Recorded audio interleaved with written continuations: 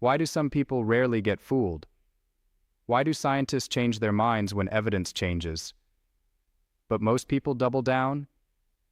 The difference is not IQ, it's thinking style.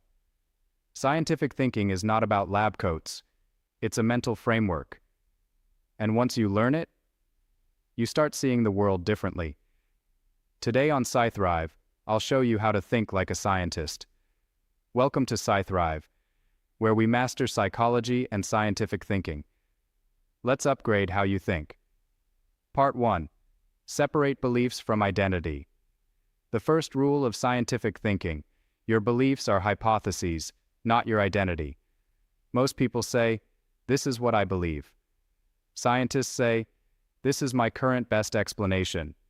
There's a huge difference. When your belief becomes your identity, any challenge feels like a personal attack.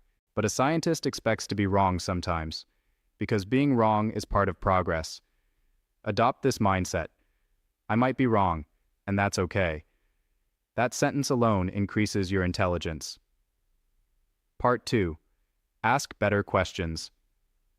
Average thinking asks, is this true or false? Scientific thinking asks, what evidence supports this?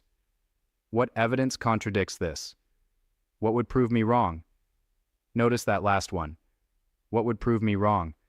If nothing can prove your belief wrong, it's not science, it's ideology. Train yourself to look for disconfirming evidence. That's intellectual strength. Part 3. Correlation versus causation. One of the biggest thinking mistakes: confusing correlation with causation.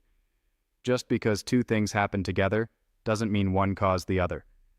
Example: ice cream sales increase, drowning deaths increase. Did ice cream cause drowning? No. Summer caused both. Scientists always ask, what are the alternative explanations? Never accept the first explanation your brain offers. Part 4. Embrace uncertainty. Most people crave certainty. Scientists tolerate uncertainty. They say, based on current evidence, this is likely. Not, this is absolutely true forever. Scientific thinking is probabilistic. It deals in likelihoods, not absolutes.